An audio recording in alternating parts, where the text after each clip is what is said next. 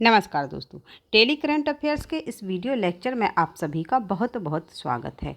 आज हमने 25 जुलाई 2020 से संबंधित सभी महत्वपूर्ण घटनाओं पर चर्चा की है। यदि आपको वीडियो पसंद आता है तो आप इसे लाइक अवश्य करें ताकि ऐसे ही वीडियो हम आपको उपलब्ध करा सकें। तो चलिए स्टार्ट करते हैं हम अपना आज का वीडियो। हमारा पहला प्रश्न है, जुलाई 2020 में प्रधानमंत्री नरेंद्र मोदी ने वीडियो कॉन्फ्रेंसिंग के माध्यम से किस राज्य में जल आपूर्ति परियोजना की आधारशिला रखी? तो वह राज्य है मणिपुर। कौन सा राज्य है? मणिपुर। प्रधानमंत्री नरेंद्र मोदी ने 23 जुलाई 2020 को वीडियो कॉन्फ्रेंसिंग के माध्यम से मणिपुर में जल आपूर्ति परियोजना की आधारशिला रखी। यह जो परियोजना है ग्रेटर इम्फाल और मणिपुर की 1700 गांव, कितने गांव? 1700 गांव को स्वच्छ पेयजल देगी। केंद्र द्वारा जल जीवन मिशन के तहत 1,42,749 घरों के साथ 1,185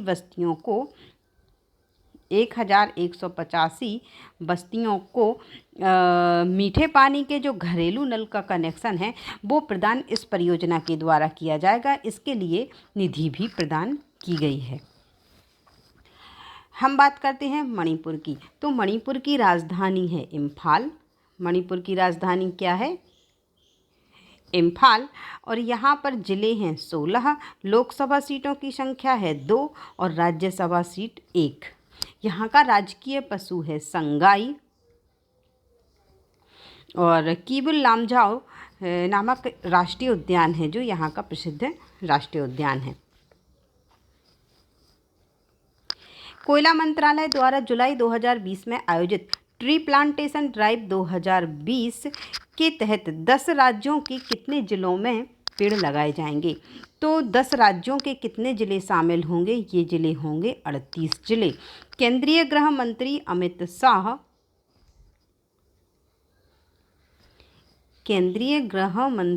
अमित शाह ने 23 जुलाई 2020 को कब? 23 जुलाई 2020 को कोयला मंत्रालय द्वारा आयोजित ट्री प्लांटेशन ड्राइव 2020 का शुभारंभ किया। तो किसने शुभारंभ किया? गृह मंत्री अमित शाह ने। इस अभियान के तहत 10 राज्यों के 38 जिलों में 6000 एकड़ भूमि पर, भूमि कितनी होगी? 6000 एकड़। ये भूमि भी हमें याद रखना है। 6000 एकड़ भूमि पर पेड़ लगाए जाएंगे। गृह मंत्री ने यह लोकमान्य बाल गंगाधर तिलक और चंद्रशेखर आज़ाद को उनकी जयंती पर श्रद्धांजलि अर्पित की।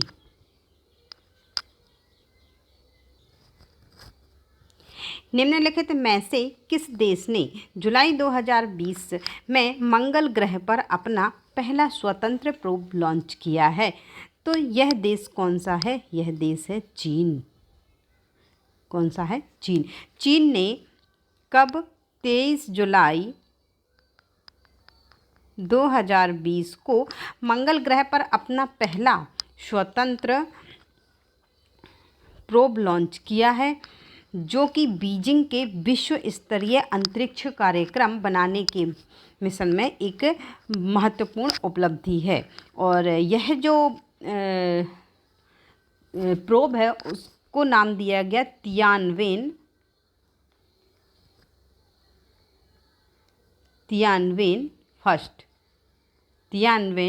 फर्स्ट और इसे हेनान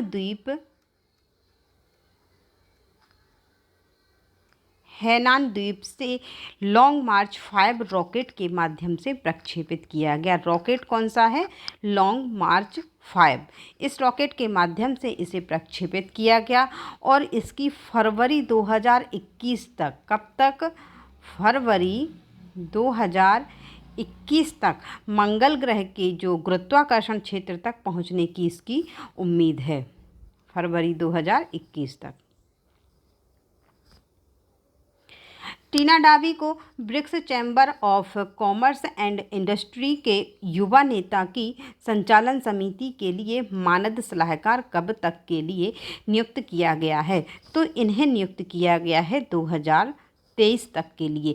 IAS अधिकारी जो टीना डावी हैं इनको BRICS chamber of commerce and industry young leaders की संचालन समिति की मानद सलाहकार नियुक्त किया गया है। इनका जो नियुक्ति सत्र 2020 से 2023 तक के लिए होगा। जो टीना डाबी हैं 2016 की सिविल सेवा परीक्षा में यह टॉपर रही थीं। 2016 की सिविल परीक्षा में यह क्या रही थीं? टॉपर। और जो टीना डाबी हैं ये वर्तमान में राजस्थान के भीलवाड़ा में एक उपविभागीय अधिकारी SDO के पद पर कार्यरत हैं।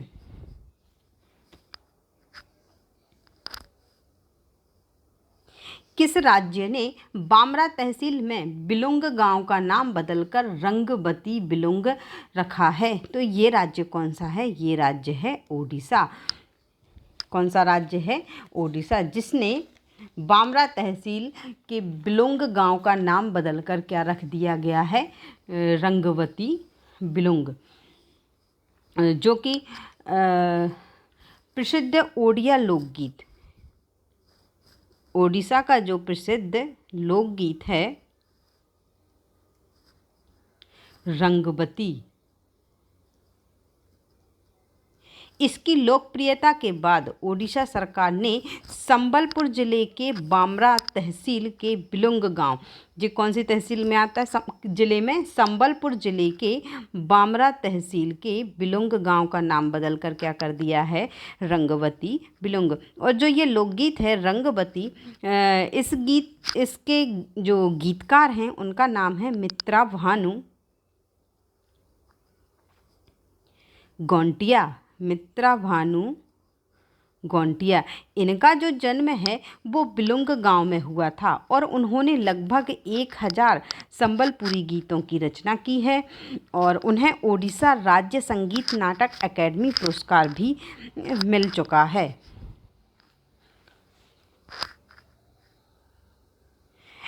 हम बात करें ओडिशा की, तो ओडिशा में जो 30 ज़िले हैं और यहाँ पर जो लोकसभा सीटों की संख्या है वो 21 है।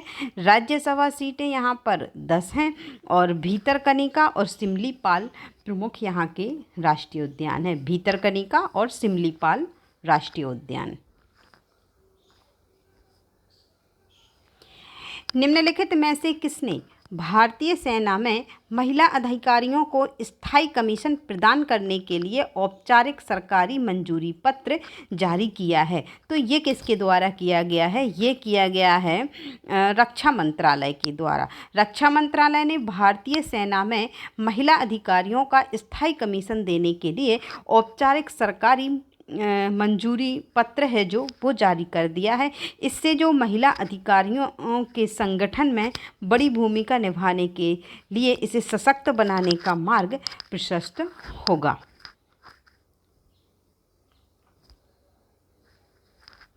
जुलाई 2020 में आभासी रूप से दिल्ली के इंदिरा पर्यावरण भवन में राष्ट्रीय ट्रांजिट पास प्रणाली का प्रायोगिक रूप से लोकार्पण किसके द्वारा किया गया?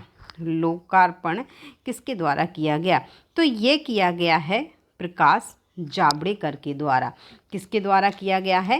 प्रकाश जावड़ेकर के द्वारा। जो पर्यावरण मंत्री प्रकाश जावड़ेकर हैं, ये कौन से मंत्री हैं? पर्यावरण मंत्री प्रकाश जावड़ेकर ने 23 जुलाई 2020 को दिल्ली के इंदिरा पर्यावरण भवन में राष्ट्रीय ट्रांजिट पास प्रणाली का प्रायोगिक रूप से लोकार्पण किया। राष्ट्रीय पास प्रणाली वन उपज के निर्बाध आवागमन को बढ़ाती है। लोग अपने मोबाइल फ़ोन से पास के लिए आवेदन कर सकते हैं और साथ ही अपने फ़ोन में ई पास प्राप्त कर सकते हैं।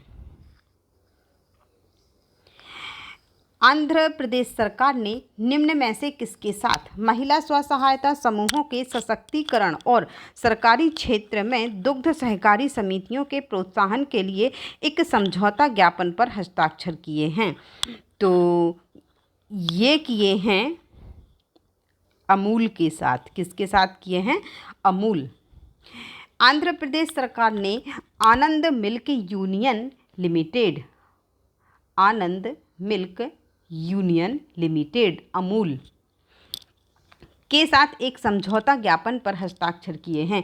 अमूल महिला समूहों की मदद करेगा। ये क्या करेगा? महिला जो समूह होते हैं उनकी मदद करेगा और सरकारी क्षेत्र में डेयरी फार्मिंग को एक अवसर देगा और विश्व स्तरीय बुनियादी ढांचा, प्रौद्योगिकी और विपणन अवसर प्रदान करेगा। जुलाई 2020 में किस देश ने रिलायंस जियो को उन कंपनियों में सूचीबद्ध किया है जो क्लीन टेलीकॉम बना रही हैं? तो ये देश कौन सा है? ये है संयुक्त राज्य अमेरिका। कौन सा देश है ये? अमेरिका। संयुक्त राज्य अमेरिका ने रिलायंस जियो को उन कंपनियों की में सूचीबद्ध किया है जो क्लीन टेलीकॉम बना रही हैं।